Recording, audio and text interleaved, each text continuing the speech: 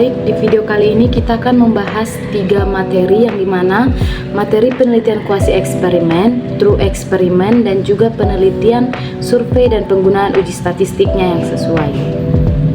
Masuk pada materi yang pertama, kuasi eksperimen adalah penelitian eksperimen semu yang digunakan untuk melihat pengaruh suatu perlakuan tetapi tidak menggunakan pembagian kelompok secara acak atau random. Penelitian ini tetap menggunakan kelompok eksperimen dan kelompok kontrol. Tujuan dan ciri-cirinya, penelitian ini bertujuan untuk mengetahui apakah suatu intervensi atau perlakuan memberikan pengaruh terhadap suatu hasil sehingga dapat melihat hubungan sebab akibat dan kondisi nyata. Kuasi eksperimen memiliki ciri adanya perlakuan menggunakan kelompok kontrol, dilakukan pengukuran sebelum dan sesudah atau pretest dan posttest, serta tidak menggunakan randomisasi sehingga masih ada pengaruh dari faktor luar. Adapun jenis desain dan time series desainnya, beberapa desain dalam kuasi eksperimen yaitu time series design, non-covalent control group design, control time series design, dan pipette sample pretest posttest design yang masing-masing memiliki cara pengukuran berbeda. Time series design adalah desain dengan pengukuran berulang sebelum dan sesudah perlakuan untuk melihat perubahan yang terjadi dari waktu ke waktu. Non-covalent control group dan variabel penelitian. Desain ini menggunakan 2 kelompok atau eksperimen dan kontrol tanpa randomisasi, tetapi tetap dilakukan pretest dan posttest untuk membandingkan hasil. Variabel dalam penelitian terdiri dari variabel independen atau perlakuan atau intervensi dan variabel dependen yang dimana merupakan hasil yang diukur seperti pengetahuan, sikap, atau status gizi. Adapun kelebihan dan kekurangannya, kelebihan kuasi eksperimen adalah mudah diterapkan di lapangan dan tetap dapat digunakan untuk menilai pengaruh suatu perlakuan. Kekurangannya adalah adanya kemungkinan bias karena tidak ada randomisasi dan kontrol terhadap variabel luar karena kurang maksimal. Analisis data. Data biasanya dianalisis menggunakan uji statistik seperti uji T untuk melihat perbedaan sebelum dan sesudah perlakuan. Baik, kesimpulan dari materi yang pertama ini, kuasi eksperimen merupakan alternatif penelitian yang digunakan ketika eksperimen murni sulit dilakukan, tetapi tetap dapat digunakan untuk menilai efektivitas suatu intervensi. Selanjutnya kita masuk pada latihan soal yang pertama dari materi pertama. Seorang ahli gizi meneliti pengaruh penyuluhan gizi terhadap pola makan pasien. Ia menggunakan 2 kelompok atau edukasi dan tidak, tetapi tidak dilakukan pembagian secara acak. Penelitian ini termasuk A. True eksperimen, B. Kuasi eksperimen, C. Survei, dan D. Cohort. Jadi jawabannya itu B. Kuasi eksperimen, yang dimana tidak ada randomisasi sehingga termasuk kuasi eksperimen. Soal yang kedua, seorang peneliti mengukur kadar gula darah pasien sebanyak 3 kali sebelum dan 3 kali sesudah intervensi diet untuk melihat perubahan. Desain ini disebut A. Cross-sectional, B. Time series design, C. Case control, D. Post-test only. Jadi jawabannya itu B. Time series design, yang dimana pengukuran berulang sebelum dan sesudah perlakuan merupakan ciri dari time series design. Selanjutnya masuk pada materi yang kedua yaitu true experiment.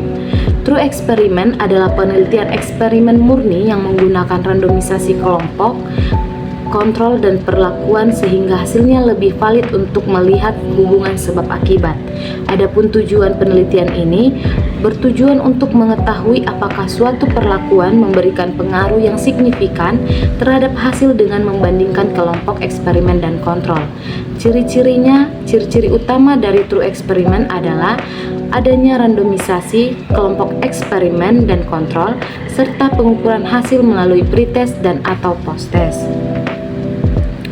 Post-test only control design. Pada desain ini, subjek dibagi secara acak menjadi 2 kelompok. Kelompok eksperimen diberi perlakuan, sedangkan kelompok kontrol Pengukuran hanya dilakukan setelah perlakuan atau post-test. Rumus perhitungannya yaitu D sama dengan X1 dikurang X2. Keterangannya X1 yaitu rata-rata eksperimen dan X2 adalah rata-rata kontrol. Jika rata-rata kelompok eksperimen lebih tinggi dan hasilnya signifikan, P lebih kecil dari 0,05, maka perlakuannya berpengaruh. Selanjutnya, pretest post-test control group design. Desain ini menggunakan pretest dan post-test pada kedua kelompok untuk melihat perubahan sebelum dan sesudah perlakuan.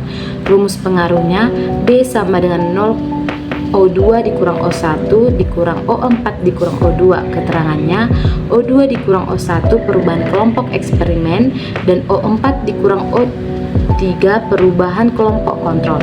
Selisih keduanya yaitu efek perlakuan. Jika hasil selisih lebih besar dan signifikan, maka perlakuan memberikan pengaruh terhadap variabel yang diteliti. Selanjutnya, Solomon Four Group Design. Desain ini menggunakan 4 kelompok untuk melihat pengaruh perlakuan sekaligus pengaruh pretest terhadap hasil penelitian. Rumus perbandingannya D1 dikurang D2, D3 dikurang D4. Rumus ini digunakan untuk mengetahui apakah hasil dipengaruhi oleh perlakuan atau oleh pretest. Uji statistik, perhitungan biasanya dilanjutkan dengan uji T untuk 2 kelompok dan ANOVA untuk lebih dari 2 kelompok. Adapun kesimpulan dari materi yang kedua ini, true experiment adalah metode penelitian yang paling kuat karena menggunakan randomisasi dan kontrol variabel. Perhitungan dilakukan dengan membandingkan rata-rata dan perubahan nilai untuk mengetahui pengaruh perlakuan secara signifikan. Selanjutnya kita masuk pada latihan soal yang pertama dari materi kedua. Dalam desain pretest dan post-test control group, jika selisih perubahan kelompok eksperimen lebih besar dari kontrol dan signifikan, maka A. Tidak ada pengaruh, B. Perlakuan tidak efektif, C. Perlakuan berpengaruh, D. Data tidak valid. Jadi jawabannya yaitu C, karena perbedaan perubahan yang signifikan menunjukkan adanya pengaruh perlakuan. Selanjutnya soal yang kedua, jika menggunakan rumus D sama dengan X1 dikurang X2, maka yang dibandingkan adalah A. Perubahan sebelum dan sesudah, B. Rata-rata kelompok eksperimen dan kontrol, C. Jumlah responden, D. Variabel luar. Jadi jawabannya yaitu B, yang dimana dikarenakan rumus ini membandingkan rata-rata 2 kelompok. Selanjutnya masuk pada materi yang ketiga, penelitian survei dan penggunaan uji statistik yang sesuai. Penelitian survei adalah penelitian kuantitatif yang digunakan untuk mengumpulkan data dari banyak responden melalui kuesioner, wawancara, atau observasi. Tujuan utamanya adalah untuk mengetahui pendapat, perilaku, atau karakteristik suatu populasi secara umum. Pengumpulan data survei. Pengumpulan data dalam penelitian survei dapat dilakukan melalui berbagai cara seperti email, wawancara langsung, telepon, maupun media online seperti Google Form. Metode online lebih cepat dan efisien, sedangkan wawancara langsung lebih akurat, tetapi membutuhkan waktu yang lebih lama. Karakteristik penelitian survei.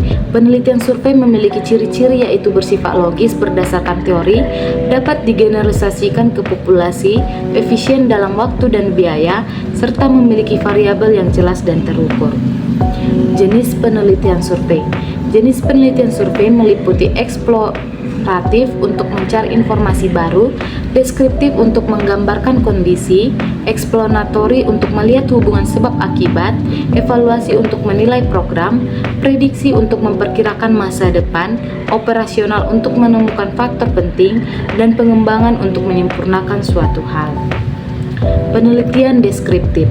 Penelitian deskriptif adalah penelitian yang bertujuan menggambarkan suatu kondisi atau fenomena tanpa menjelaskan hubungan sebab akibat. Penelitian ini biasanya menjawab pertanyaan apa, siapa, kapan, di mana, dan bagaimana. Jenis penelitian deskriptif. Jenis penelitian deskriptif meliputi case series atau kumpulan kasus, studi evaluasi atau menilai program, studi kasus atau satu kasus khusus, studi banding atau membandingkan, dan survei untuk mengumpulkan data dari responden. Analisis univariat. Analisis univariat digunakan untuk menganalisis satu variabel saja. Tujuannya adalah untuk menggambarkan data dalam bentuk distribusi frekuensi, persentase, atau grafik tanpa melihat hubungan dengan variabel lain. Analisis bivariat. Analisis bivariat digunakan untuk melihat hubungan antara dua variabel. Contohnya adalah hubungan antara pengetahuan gizi dengan kejadian anemia. Uji statistik yang sering digunakan adalah chi-square untuk data kategori. Baik, selanjutnya kita masuk pada latihan soal dari materi yang ketiga. Seorang mahasiswa ingin mengetahui apakah ada hubungan antara tingkat pengetahuan gizi ibu dengan kejadian anemia pada anaknya. Ia mengelompokkan data menjadi pengetahuan baik atau kurang, dan anemia atau tidak anemia. Jenis analisis yang digunakan adalah A. Univariat, B. Bivariat, C. Deskriptif, dan D. Eksperimen. Jawabannya yaitu B. Bivariat, yang dimana analisis bivariat digunakan untuk melihat hubungan antara dua variabel, dalam hal ini pengetahuan gizi dan kejadian anemia. Soal yang terakhir, seorang peneliti ingin mengetahui gambaran pola makan remaja di suatu daerah. Ia hanya mendeskripsikan jenis makanan yang sering dikonsumsi, waktu makan, dan kebiasaan jajan tanpa menganalisis hubungan sebab akibat antar variabel. Jenis penelitian yang digunakan adalah A. Explanatory, B. Deskriptif, C. Eksperimen, D. Analitik. Jawabannya yaitu B. Deskriptif, yang dimana penelitian deskriptif bertujuan menggambarkan suatu kondisi atau fenomena tanpa menjelaskan hubungan sebab akibat. Peneliti hanya menjawab apa yang terjadi. Baik, sekian pemaparan materi melalui video ini yang dapat saya berikan. Semoga bermanfaat bagi kita semuanya. Terima kasih.